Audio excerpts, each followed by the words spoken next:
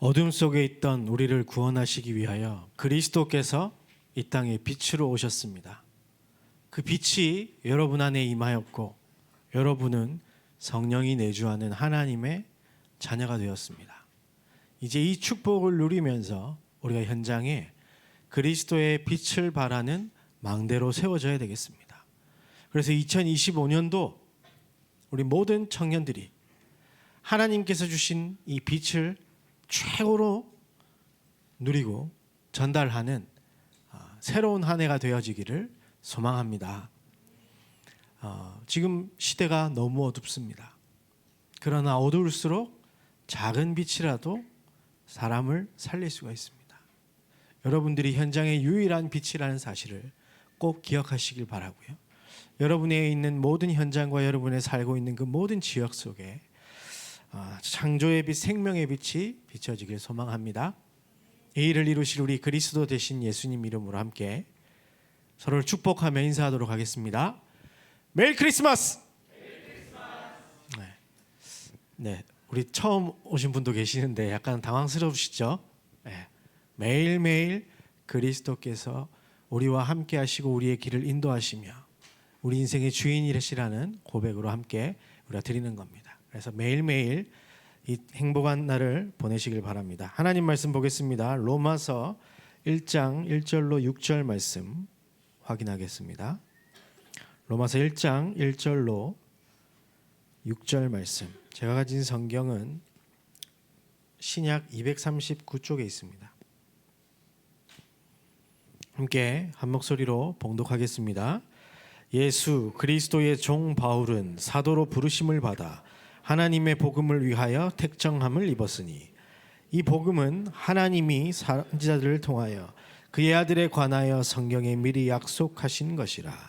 그의 아들에 관하여 말하면 육신으로는 다윗의 혈통에서 나셨고 성결의 영으로는 죽은 자들 가운데서 부활하사 능력으로 하나님의 아들로 선포되셨으니 곧 우리 주 예수 그리스도시니라. 그로 말미암아 우리가 은혜와 사도의 직분을 받아 그의 이름을 위하여 모든 이방인 중에서 믿어 순종하게 하나니 너희도 그들 중에서 예수 그리스도의 것으로 부르심을 받은 자니라. 아멘. 시대마다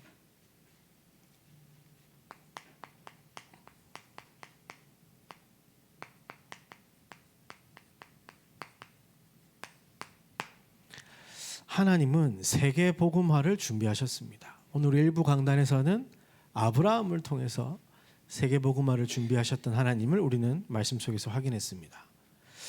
시대마다 이랬는데요.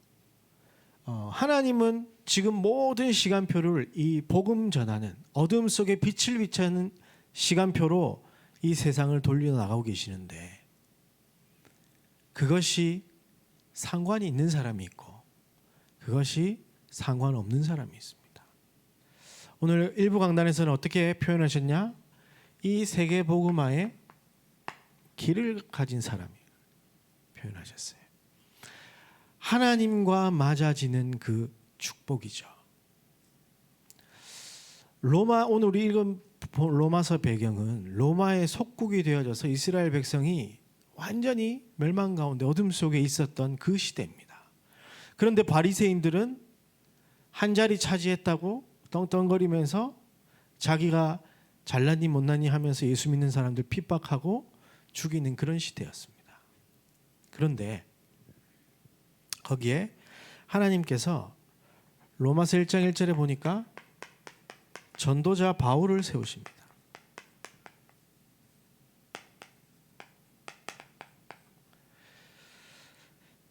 다른 것이 아니라 바울은 스스로 자기를 이렇게 1절에 얘기합니다. 예수 그리스도의 종 바울은 사도로 부르심을 받아 무엇을 위하여? 하나님의 복음을 위하여 택정함을 입었다. 세상에 많은 복음이 있는데 하나님의 복음을 위하여 택정함을 입은 전도자 바울. 그러면 이 바울이 증거했던 하나님의 복음은 무엇입니까?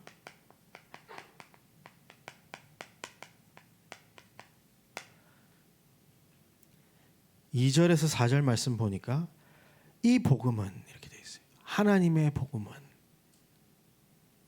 선지자들을 통하여 그의 아들에 관하여 성경에 미리 약속하신 것이라. 그의 아들에 관하여 말하면 육신으로는 다윗의 혈통에서 나셨고 성결의 영으로는 죽은 자들 가운데서 부활하사 능력으로 하나님의 아들로 선포되셨으니 곧 우리 주 예수 그리스도시니라. 하나님의 복음은요, 잘 먹고 잘 사는 게 아닙니다. 뭔가 잘 이루고 뭔가 대단한 것을 해내는 것이 복음이 아닙니다. 하나님의 복음은 다른 거 없습니다. 그 이상도 그 이하도 아닙니다. 너희가 저주와 재앙 가운데 있으니, 어둠 속에 있으니 빛 대신 그리스도 내가 보낼 테니 그 이름을 믿고 그 어둠 속에서 빠져나와라. 이게 하나님이 인간에게 주신 복음입니다. 그래서 우리는 그냥 복음 전하는 게 아니라 오직 복음. 왜냐? 이거 외에는 살아날 길이 없기 때문에. 다른 게 있다면 우리가 그것도 해야 됩니다. 그렇잖아요. 근데 하나님이 주신 것은 다른 길은 없기 때문에 하나님의 복음인 예수 그리스도, 이분만 믿고 누리고 증거해야 될 줄 믿습니다. 그런데 이 전도자 바울이 하나님의 복음을 전하는데 그냥 전했던 게 아닙니다. 5절에서 6절 보면요, 그로 말미암아 우리가 은혜와 사도의 직분을 받아 그의 이름을 위하여 모든 이방인들 중에서 믿어 순종하게 하나니.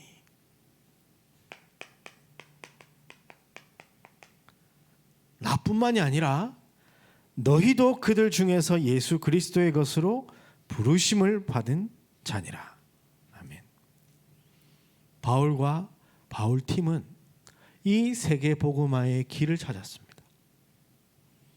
이것을 찾고 걸어가는 길에 하나님이 함께 하셨고 역사하셨으며 그 만나는 모든 생명을 살리셨던 겁니다. 그렇다면 하나님께서 우리에게 허락하신 이 시대에 참 복음을 우리에게 알게 하셨습니다. 전도자 바울을 만났던 초대교회 사람들처럼 우리는 이 시대에 유광수 목사님이라는 전도자를 만났습니다. 그리고 오직 복음을 듣고 있습니다. 그런데 이것은 유광수 목사님에게만 주신 복음이 아니라 누구도, 너희도, 우리도. 왜냐? 이 복음은 모든 사람에게 주어진 것이기 때문에.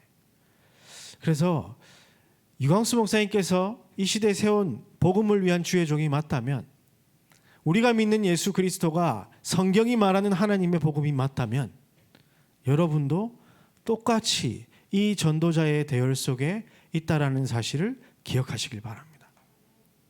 이름이 나도 되고요, 안 나도 됩니다. 역사가 일어나도 되고 안 나도 됩니다. 그러나 여러분이 그 자리에 있다라는 사실은 잊지 마시길 바랍니다.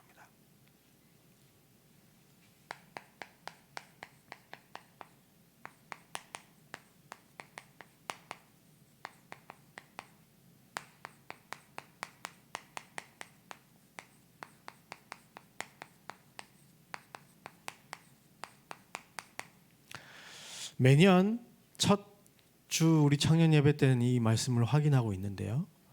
여러분들 오늘도 이 말씀을 통해서 하나님의 시간표와 스케줄이 어떻게 흘러가고 있는지, 내가 그 스케줄과 맞는지 확인해 보시길 바랍니다.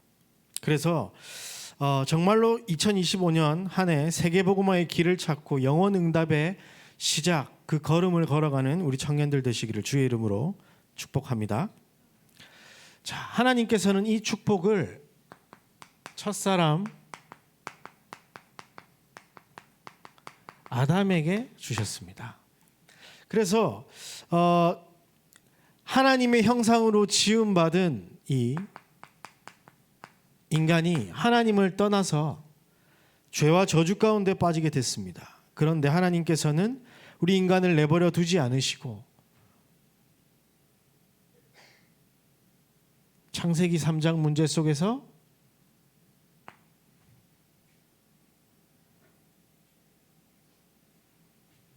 빠져있던 우리 인간에게 여자의 후손을 보내시기로 약속하셨습니다. 첫 시대 때부터 인간은 하나님을 떠났기 때문에 그리스도가 필요했던 겁니다. 하나님의 복음이 필요했던 겁니다. 그래서 하나님을 떠나자마자 바로 여자의 후손을 약속하셨습니다. 또 시간이 흘렀습니다. 노아의 홍수 시대, 네피림 시대가 다 도래했습니다. 그때 하나님께서는 방주 안에 들어가면 다 산다. 방주를 만들어라. 하나님의 복음은 그거였습니다. 똑똑한 사람, 돈 많은 사람, 능력 있는 사람 방주에 들어가라가 아니고요. 들어간 사람은 다 살았습니다. 조건이 없습니다. 방주 안에 들어가면 산다. 바벨탑을 또 쌓습니다. 그러나 하나님은 여기에서 본토 친척 아비 집을 떠나서 내가 네게 지시할 땅 그리스도가 올 땅으로 가라. 하나님은 이 창조 타락 시대 때부터 복음을 주시고 이 언약 붙잡은 사람들을 찾으셨어요. 아담에게, 모든 사람들이 타락해서 죽어가던 네피림 시대에 은혜를 입었던 노아에게, 바벨탑 쌓고 다 무너져가는 그때에 하나님은 아브라함에게 이 축복을 넘기셨습니다. 창조 타락 시대를 지나 이제 족장 시대에 도래하게 됩니다. 하나님의 세계복음화의 언약을 받은 이 아브라함 그다음 자녀가 누구죠? 이삭, 그 자녀 야곱, 요셉에 이르기까지 이 축복 복음화 세계복음화의 언약의 바톤이 쭉 이어져 갑니다. 왜냐? 하나님의 관심이 다른 데 있는 게 아니라 이 세계복음화 여기에 하나님의 모든 관심이 있기 때문에 그 길을 가진 사람을 하나님은 찾고 계시고 그 사람에게 언약의 바톤을 하나님은 전달해 나가시는 겁니다.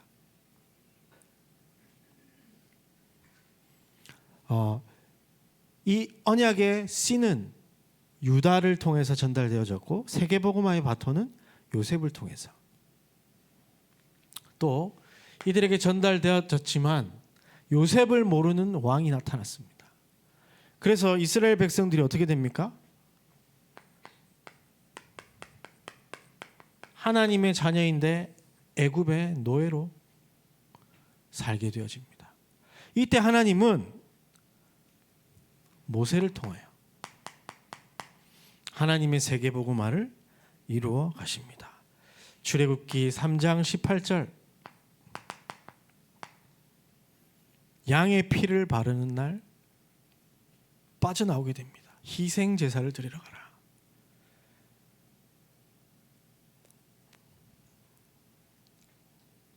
제가 새가족들 만나보면 이런 얘기를 하기도 해요. 제가 조금 믿음이 아직 약해서.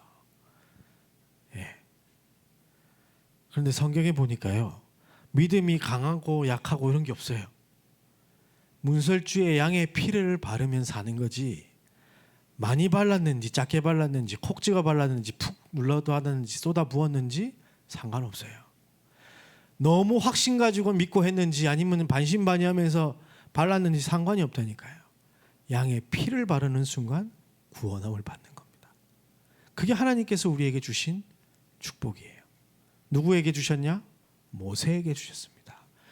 그리고 이 모세를 통해서 하나님은 새 절기와 성막이라는 하나님의 작품을 만들게 하셨습니다. 그래서 늘 예수 그리스도 피 제사를 바라보도록 만든 거예요. 그리스도 없이는 우리가 살 수 없구나. 이것을 날마다 확인할 수 있도록 하나님은 만드신 겁니다. 그리고 이 언약의 바톤이 여호수아, 갈렙에게 전달되어졌습니다. 그리고 마침내 가나안 땅에 들어가게 되는데 이때 무시무시한 일들이 벌어집니다. 사사시대가 도래하는데요. 지도자들이 생깁니다. 하나님의 말씀으로 심부름하던 지도자들이. 첫 사사는 운니엘이라는 사사입니다. 이 운니엘은 누구냐? 이 갈렙의 조카입니다. 그래서 이 언약의 바톤을 이어가죠. 그런데 14대 동안 이 사사 시대가 이렇게 지도자가 바뀌는데 계속해서 재앙, 전쟁, 약탈 이 속에 있습니다. 그런데 보면요, 재미난 것이 뭐냐면 그 사사기 맨 마지막 절에 보면요, 그들이 자기 소견대로 해요. 이스라엘의 왕이 없으므로 이렇게 나오면서, 이스라엘 왕은 누구여야 합니까? 하나님이셔야 합니다. 그런데 자기 소견이 왕이 되어져서 이스라엘 백성들이 막 살아갑니다. 이 시대였습니다. 그러니 멸망과 저주가 찾아올 수밖에 없죠. 그런데 하나님께서는 마지막 사사로 사무엘이라는 선지자, 하나님의 사람 렘넌트를 준비하셨습니다. 그리고 이 사무엘 시대가 끝나고 나서는 이제 왕정 시대가 도래합니다. 이스라엘 백성이 계속 왕을 세워달라 그럽니다. 그래서 첫 왕인 사울을 세우게 되는데요, 하나님이 기뻐하시지 않는 그런 상황에서 왕을 하게 되어졌고, 또 이 왕도 하나님의 마음에 맞지 않았습니다. 그런데 하나님은 다윗이라는 하나님의 렘넌트를 준비하셨고 사무엘을 통해서 이 언약궤의 비밀, 이 성막의 비밀, 하나님 만나는 비밀들을 알게 하셨던 거예요. 그래서 어떻게 됩니까? 이 다윗이라는 사람이 기도하다가 하나님의 언약대로 성전이라는 작품을 만들게 됩니다. 무엇이 전달되기 위해서였습니까? 첫사람 아담에게 주어졌던 여자의 후손, 이 예수 그리스도 언약을 전달하기 위해서 하나님은 이렇게 쭉 많은 시간 동안 이 시대를 이끌어 오셨습니다. 그리고 마침내 솔로몬을 통해서 성전이 완성이 됩니다. 그런데 이 솔로몬에게는 감사하게도 하나님의 축복과 은혜가 있었지만 이 세계복음화 언약 전달의 비밀은, 이 길은 찾지 못했던 것 같아요. 그래서 본인은 잘 누렸는데 어떻게 되냐? 다음 시대가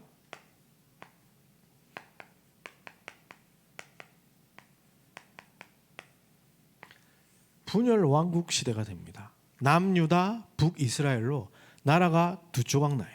뭐 하다가? 우상 숭배하다가. 하나님을 섬겨야 될 백성이 자꾸 이제 그 하나님이 축복하셔가지고 다른 나라 공주들이 계속 이렇게 오니까 그 공주들이 저 누굽니까? 솔로몬이 만나주지도 않고 뭐 1000명이나 된다는데 어떻게 얼굴 한번 보려면 어떻게 해야 되겠습니까? 그렇잖아요. 그러니까 너무 힘들고 적적하니까 우리가 믿던 신들을 그냥 가져와서 섬기게 해달라. 그거를 막았었어야 됐는데 솔로몬은 그래 하라고, 나 귀찮게 하지 말라고 하고 그걸 허용했다가 이스라엘이 완전히 쪼개지는 일이 벌어졌습니다. 이때 북이스라엘에 엘리야와 엘리사 같은 선지자와 제자들이 있었고, 남유다에는 이사야 같은 선지자가 있었습니다. 하나님께서는 이사야에게 이사야 7장 14절 임마누엘의 비밀을 약속하십니다. 절대로 하나님과 함께할 수 없는 우리 인간이 하나님과 함께할 수 있는 그 축복. 그리고 다 이거 몰라가지고 멸망 가운데 있는데 그루터기가 남아있는 것이 모든 것을 회복시킬 것이다. 하나님 약속하십니다. 이 언약을 무시했던 이스라엘은 다시 나라를 빼앗기고 포로로 끌려가게 됩니다. 여기에서 이 언약 잡았던 다니엘과 세 친구, 또 에스더 같은 사람도 있었습니다. 더 놀라운 것은 이 언약의 흐름 바톤 속에 누가 있었냐? 고레스 왕이 있었습니다. 이 사람 하나님 믿는 사람 아니에요. 불신자예요. 그런데 하나님이 주셨던 이 세계복음화의 언약이 바톤을 이어 계속 흘러가고 있는데 어떻게 됩니까? 나라 빼앗기고 포로로 끌려가니까 예배가 회복되겠습니까? 언약이 전달되겠습니까? 안 됐거든요. 다시 니네 나라로 돌아가서 성전을 회복해라. 누가 한 일이죠? 불신자 고레스 왕이 한 일. 이토록 하나님은 이런 표현하기가 좀 그렇지만 하나님은 하나님 일을 하십니다. 할 사람이 없으면 불신자를 통해서도 하나님 일하세요. 그러면 내가 그 자리에 있어야 되겠습니까? 불신자한테 양보해야 되겠습니까? 그렇죠. 우리가 그 축복 속으로 들어가야 되는 겁니다. 그래서 나중에 스룹바벨과 느헤미야, 에스라 이런 사람들처럼 이제 성전 재건이라는 중요한 일들이 이루어지는 겁니다. 왜냐? 세계복음화의 바톤을 이어가야 되기 때문에. 그리고 또 쭉 시간이 지나서 로마 속국 시대,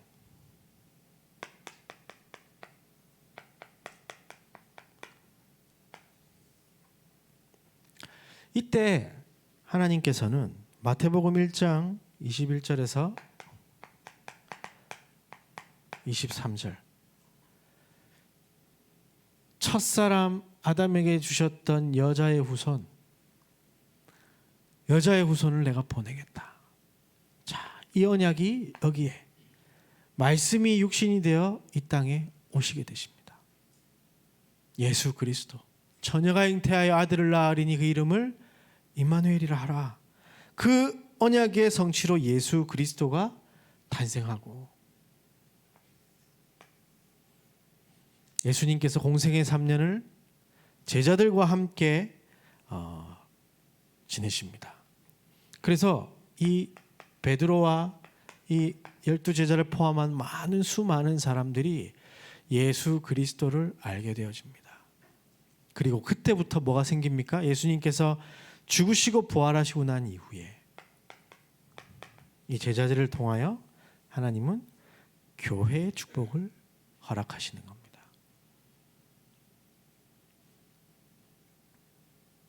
그리고 이 바울과, 오늘 읽었던 이 바울과 초대교회, 세계복음화의 길을 알았던 사람들 덕분에 이 언약의 비밀은 전 세계에 흘러 들어가게 됩니다. 그러나 또 타락합니다. 반복됩니다. 안 그랬으면 좋겠는데 계속해서 그렇게 돼서 중세 시대가 도래합니다. 이 중세 시대에 어떤 일들이 벌어집니까? 천주교가 타락해요.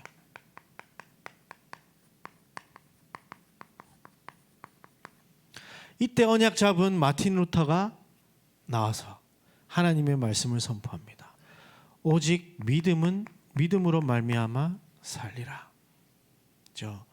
우리의 행위로 구원받는 것이 아니라 오직 예수 그리스도를 믿음으로, 하나님의 복음을 내가 누림으로 구원함을 받는다. 오직 복음을 말하는 전도자를 하나님은 준비하셨고, 또 요한 칼빈 같은 이런 신학자를 통해서 하나님은 이 복음을 전 세계로 흘러가게 만드십니다. 그리고 마침내 우리 한국 교회에 이 복음이 전달되어졌습니다. 너무 가난하고 미개했던 우리 대한민국, 그죠? 필리핀이었나? 지하철 타고 다닐 때 우리는 지게 지고 집신 신고 다닌 그런 시대였습니다. 그 시대에 우리 대한민국을 품고 기도하던 선교사들을 통해서 이 땅에 복음이 증거되어진 겁니다. 여러분 혹시 이름 아시나요? 토마스 선교사님. 자, 우리 대동강 밟지도 못하고 붙잡혀가지고 건너지도 못하고 바로 참수당했는데 그분 통해서 대한민국에 성경책이 들어오게 된 거예요. 또 우리 장로교회는 언더우드 선교사를 통해서 이 복음 운동이 증거되어졌습니다. 그래서 한국 교회가 되게 크게 부흥하던 시절들이 있었습니다. 그런데 한국 교회가 특징이 뭐였냐면요, 이 부흥 키워드가 부흥과 경제 성장, 능력 운동, 요것 중심으로 진행이 되어졌는데요. 신기한 것은 하나님은 여기에 응답하셨어요. 전 세계에 큰 교회들이 이 조그만 땅덩어리에 다 있다니까요. 전 세계의 큰 교회들. 이렇게 많이 모이는 나라가 없습니다. 교회. 여러분 우리 교회도 좀 크다 생각하죠? 우리 교회 큰 것도 아닙니다. 구멍가게입니다. 저 여의도 순복음 이런 데 가보십시오. 난리 납니다. 거기는 매주 랩런트 집회예요. 그거보다 더 많이 와요. 이때 받았던 응답인 거예요. 그런데 중요한 것은 하나님의 관심은 부흥이 아니에요. 하나님의 관심은 경제 성장이 아니에요. 하나님의 관심은 능력 받는 게 아니에요. 이것은 오직 복음 속에 있으면 하나님이 주시는 것들입니다. 세계복음화 하시기 위하여. 우리가 붙잡아야 될 내용은 아닌 겁니다. 그런데 이것을 붙잡고 계속 흘러가던 우리 대한민국에 하나님은 축복하셔서 이 복음 증거해야 되기 때문에 축복하셔서 우리나라가 선교사가 172개국에 27,000명 선교사를 파송했어요. 27,000명. 어마어마하지 않습니까? 미국에 이어 그 다음 우리 대한민국 선교사 파송할 그런 나라로 하나님 축복하셨다니까요. 뭐 때문에? 세계복음화 때문에. 이 속에서 하나님은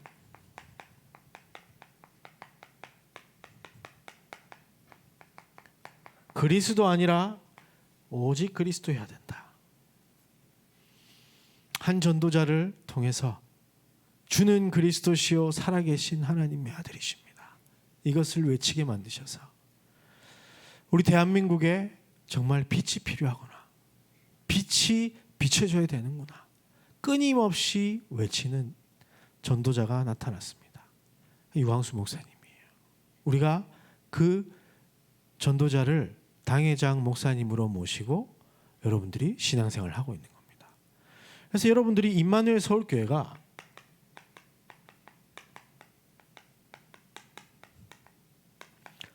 어떤 교회인지 여러분들이 잘 알아야 됩니다. 임마누엘 서울교회가 어떤 교회입니까? 어떤 교회입니까? 역사적으로 보면 98년도 11월 11일 날 설립됐어요. 주보 맨 앞에 보면 나와 있거든요. 그런데 지난번 입당 예배 때 딱 두 가지를 말씀하셨어요. 우리 교회는 이런 교회입니다. 어떤 교회입니까? 2000년 동안 없었던 것을 회복하는 교회. 그게 세 가지 뜰입니다. 세 가지 뜰이 있는 교회. 그리고 우리 교회는 내 교회, 내 응답 이 수준이 아닙니다. 어떤 수준입니까? 전 세계 문 닫는 교회를 살리는 교회. 우리가 아니라 세계복음화 하는 교회입니다. 그렇죠? 그래서 하나님께서는 황상배 담임 목사님을 세우시고 지금 우리를 인도해 나가고 계시는 겁니다. 여러분이 그 교회의 청년입니다. 여러분이 이 교회의 차세대 중직자란 말이에요. 이 기도 제목을 가지고 여러분들이 내가 내 응답에 머물러 가는 사람이 아니구나. 내가 하나님의 소원인 세계복음화가 지금 내 손에 주어졌구나. 그래서 우리 이 청년의 때에 하나님이 준비하신 세계복음화의 길을 찾아서 237 나라 5천 종족을 살려내는 겁니다. 우리 다음 세대의 이 복음을 증거하는 겁니다. 오늘도 우리 강단을 통해서 우리는 5천 종족을 불러다가 키워서 파송해야 되는 교회라고 얘기했잖아요. 여러분 그게 어떻게 들리십니까? 좋은 거겠지. NGO에서 하는 활동처럼 들립니까? 아니요. 전 세계에 빛을 비춰야 된다라는 얘기입니다. 그래서 여러분들이 2025년도 이 흐름 속에서 내가 있다라는 사실을 알고 언약을 바로 붙잡으시길 바랍니다. 시간이 많이 갔는데요. 그래도 2025년도 우리 방향을 좀 전달하겠습니다.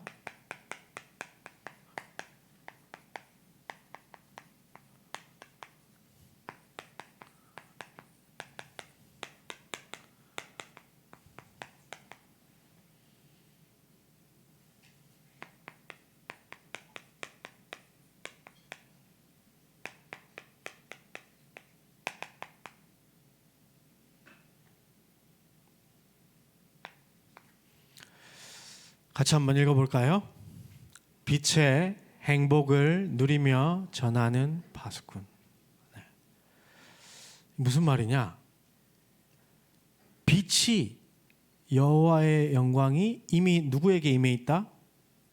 나에게 임해 있다. 그래서 내가 그것을 누린 것이다. 2절에 보면 어떻게 되어 있냐면요. 1절부터 같이 한번 읽어봅시다. 일어나라 빛을 발하라 이는 내 빛이 이르렀고 여호와의 영광이 내 위에 임하였음이니라. 보라 어둠이 땅을 덮을 것이며 캄캄함이 만민을 가리려니와 오직 여호와께서 내 위에 임하실 것이며 그의 영광이 내 위에 나타나리니. 그렇죠? 이게 누림입니다. 그렇죠? 여러분의 삶 속의 실제로. 그리고 나라들은 내 빛으로 왕들은 비치는 내 광명으로 나오리라.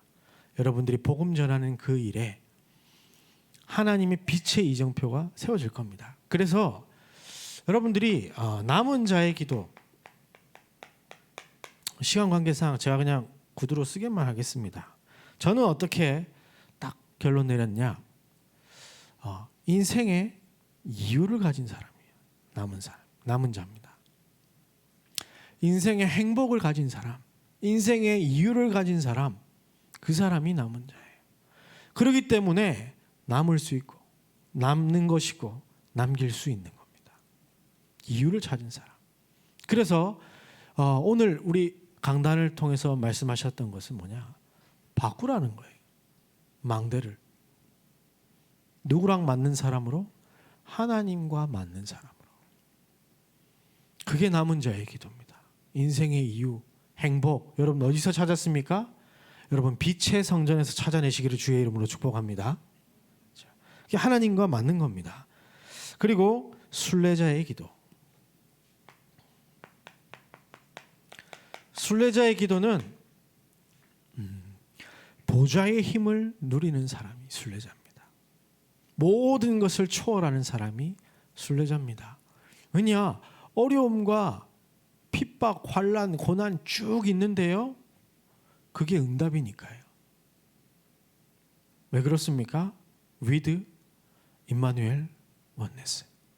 하나님이 나와 함께 하시고 하나님이 모든 만남 속에 역사하시며 내 모든 것을 합력하여 세계복음화 이루실 거기 때문에 여기 보십시오. 이 수많은 사람들의 그 여정이 곱지만은 않았습니다. 꽃길은 아니었습니다. 그러나 그 인생을 통해서 하나님 무엇을 하셨다? 세계복음화를 이루셨다. 그 일에 여러분들이 부름받았다라는 것을 청년의 때에 결론 내시길 바랍니다. 그래서 모든 것을 초월하는 순례자. 그래서 그 길에 하나님은 여러분들이 열심히 돈 벌어서 투자 잘해서 번 그 돈이 아니라 하나님이 따로 준비하신 교회 살리는, 선교할, 렘넌트 키울 경제를 허락하신다라는 겁니다. 아니, 내가 투자 잘해서 돈 많이 벌어놓고 그 빛의 경제라고 하면 안 됩니다. 하나님이 준비하신 게 따로 있다니까요. 이삭이, 제가 다음 주에 좀 보려고 하는데, 누렸던 100년의 축복, 자기가 잘 해가지고 받은 겁니까? 아니라니까요. 하나님만이 주실 수 있는 것이 따로 있다니까요.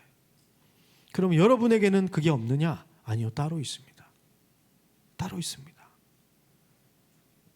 누구에게 이것을 허락하시냐? 어떤 상황 속에서도 하나님만 바라보고 가는 사람에게. 그리고 재창조의 기도, 창조적 기도. 어떤 것입니까? 빛의 이정표를 세우는 것입니다. 바로 정복자의 길을 걸어가는 겁니다. 흑암을 완전히 무너뜨리는 길에 있게 되는 겁니다. 그래서 남은 자는 생의 행복과 이유를 찾은 자, 순례자는 초월하는 힘을 가진 자, 재창조 정복자는 인생의 현장을 찾은 자, 내가 세워나가고 정복해야 될 그 이정표를 발견하고 그 길을 걸어가는 사람입니다. 그래서 참된 부흥이 여러분들을 통해서 우리 청년국의 증거로 남게 되기를 주의 이름으로 축복합니다. 사람 많이 모으는 이 시대에 누렸던 그런 기도 제목이 아닙니다. 오직 그리스도를 증거할 정말 제자들과의 만남, 렘넌트들과의 만남, 그것들이 여러분들의 발걸음과 여러분들의 입술을 통해서 하나님께서 이 자리에 불러다 주실 줄 확신합니다. 그래서 2025년도 우리가 한 주 한 주 말씀을 확인해 나갈 때에 그 성취를 기대하시면서 하나님께 감사하며 기도하는 우리 청년의 때 되시기를 주의 이름으로 축복합니다. 하나님 감사합니다. 한 시대의 전도자와 한 팀으로 세계복음화의 길을 걸어갈 수 있도록 은혜 주신 것 감사합니다. 임마누엘 서울교회 청년답게, 차세대 중직자답게 하나님 앞에 엎드리며 하나님 주신 언약 성취의 길을 걸어갈 수 있도록 축복하여 주옵소서. 감사를 드리며 그리스도이신 예수님 이름으로 기도드립니다. 아멘. 예물 드릴 수 있도록 은혜 주신 하나님께 감사와 영광을 올려드립니다. 하나님께서 우리에게 허락하신 은혜를 감사함으로 하나님께 다시 돌려드렸사오니 이 예배를 통하여, 예물을 통하여 하나님의 모든 역사가 그 예물이 쓰여지는 현장 속에 나타날 수 있도록 인도하여 주옵소서.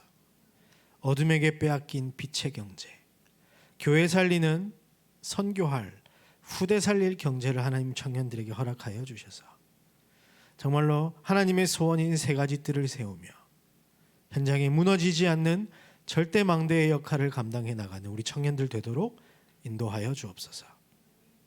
세계복음화의 바톤을 하나님 우리 청년들에게 주셨사오니 임마누엘 서울교회 청년의 자부심을 가지고 차세대 중직자의 거룩한 부담감을 가지고 하나님 일에 정말로 기도하며 사명 감당할 수 있도록 축복하여 주옵소서. 이제는 예수 그리스도의 은혜와 하나님의 사랑과 성령의 역사하심이 세계복음화의 길을 찾아 하나님께서 허락하신 그 언약의 바톤을 237 5천 종족 우리 후대들에게 전달하겠다 결단한 모든 하나님의 사람들 위해, 이들의 만남과 현장 위에, 참된 부흥을 이룰 우리 임마누엘 서울교회 위에 이제로부터 영원까지 항상 함께 있을지어다. 아멘.